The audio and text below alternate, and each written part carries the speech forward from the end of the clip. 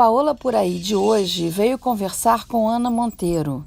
A escritora acaba de lançar seu primeiro romance. Já teve noite de autógrafos no Rio e hoje, dia 6, será em São Paulo. Veja como foi nossa conversa.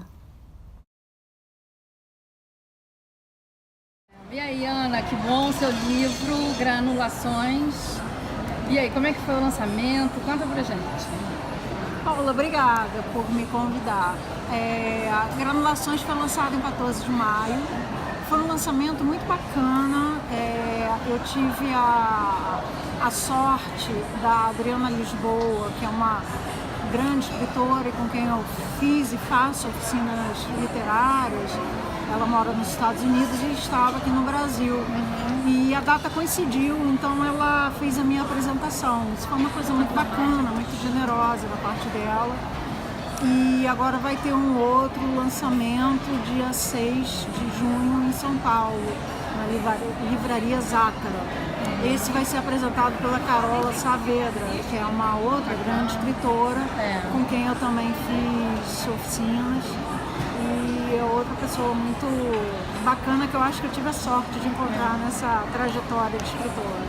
Você não é só uma jornalista agora, você é uma jornalista e uma escritora publicada. Isso foi uma coisa que veio há quanto tempo? Como é que isso se formou em você? Desde pequena você queria? Você tem um pessoal bem legal dessa oficina? Conta isso.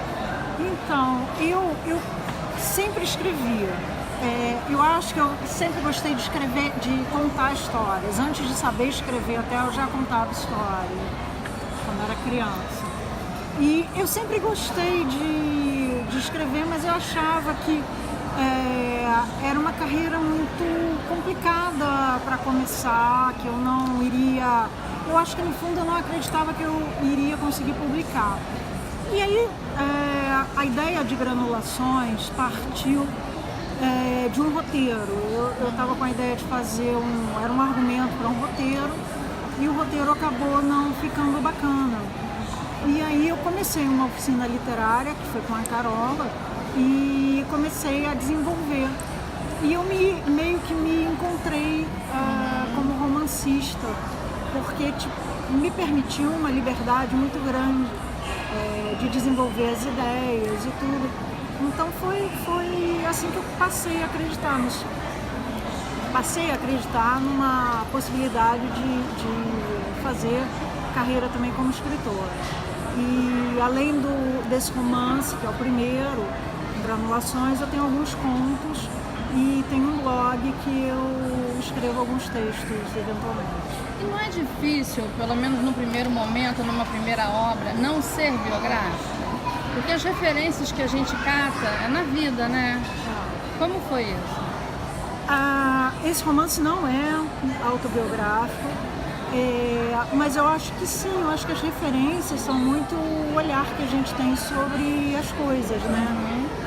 Eu acho que a criação dos personagens, a forma da gente enxergar o mundo, as histórias e tudo passa muito por dentro da gente. Então, os personagens não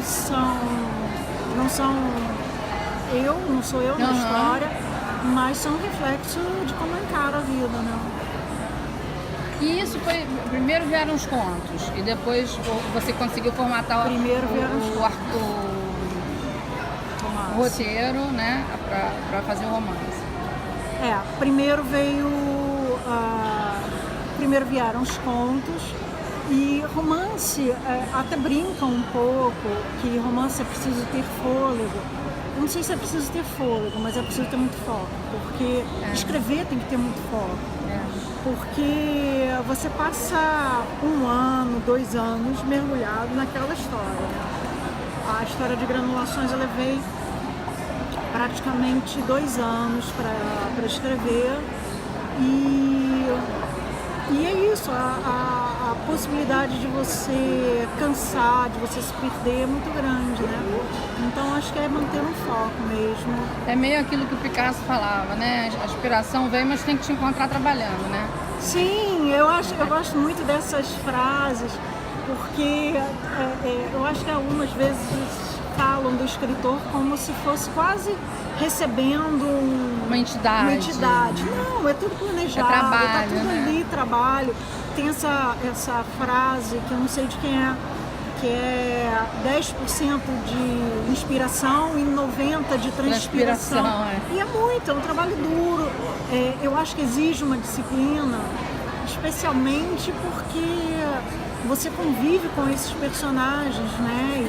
E tem uma vida normal. E eles te a seguir. atrapalham, assim, enquanto mim não está não. pronto? Você se pega, assim, durante o dia pensando o que João e Maria vão falar? Acontece isso? Acontece bastante.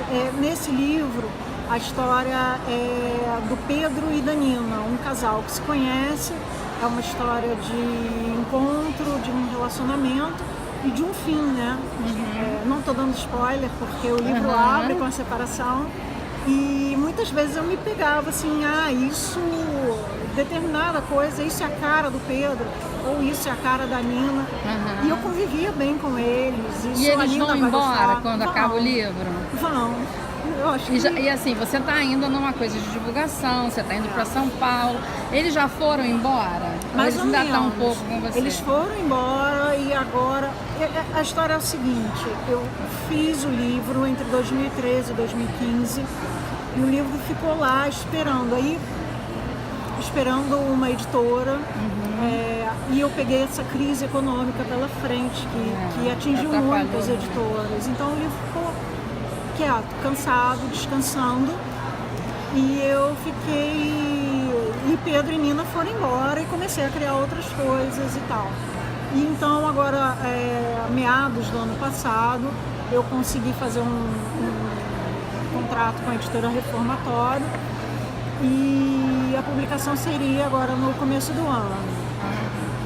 E aí eu tive que voltar com Pedro e Nina para fazer a revisão, toda essa parte de preparação para ele, para a edição, né? Então eles voltaram um pouco e de vez em quando agora eu me vejo de novo às voltas com esses dois personagens, mas eu estou escrevendo o segundo romance, que é uma outra história, uma personagem, uma mulher sem nome. Eu acho que ela vai ficar sem nome e é bastante diferente desse, então eu tento dar uma distanciada nesses dois personagens. E me diz uma coisa, qual foi a sensação, assim, tá bom, vou editar, tá rodando, o lançamento vai ser dia tal, chegou dia tal. Como é que fica? O coração fica no lugar o dia inteiro? Olha, quando você vê essa capa azul maravilhosa? Um orgulho. É uma coisa assim de meio que ter filho, né? Tanto que falam que para você se realizar, você tem que ter um filho, plantar uma árvore e escrever um livro.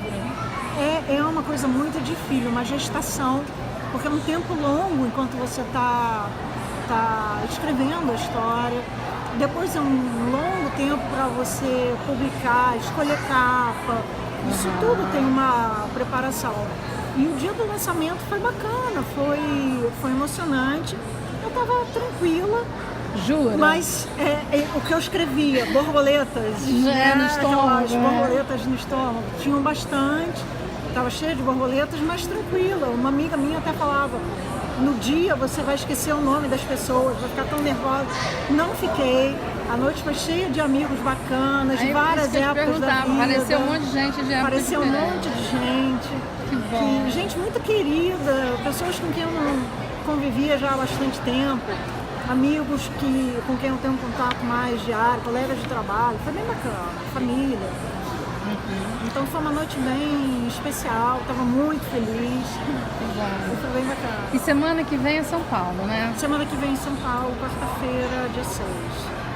Então é justamente hoje, que o programa vai ao ar justamente na quarta-feira, dia 6. Então você que está vendo, corre para ver a Ana. Onde é que vai ser a Ana? Vai ser na Zácara, em Perdizes. E eu te passo o endereço depois, porque eu não faço a menor ideia. O pessoal de São Paulo já está sabendo onde é. E vai ter um bate-papo com alguém muito legal, que você já citou aí. Com a Carola Saveiro.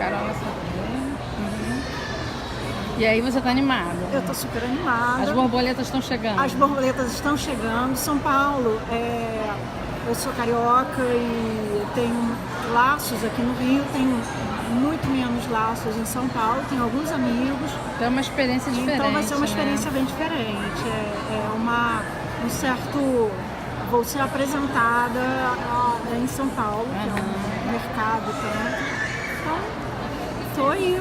Vamos tenho ver, certeza espero que ser vai ser bem recebida ótimo. como foi aqui no Rio. Né? Vai sim. E quando essa mulher tiver nome ou estiver pronta para ir pro prelo, você volta para contar pra gente. Volto aí. Enquanto Vou isso, a gente fazer. fica lendo Pedro e Nina, tá bom? Obrigada, Ana. Adorei conversar com você. Obrigada, Paola. Também adorei.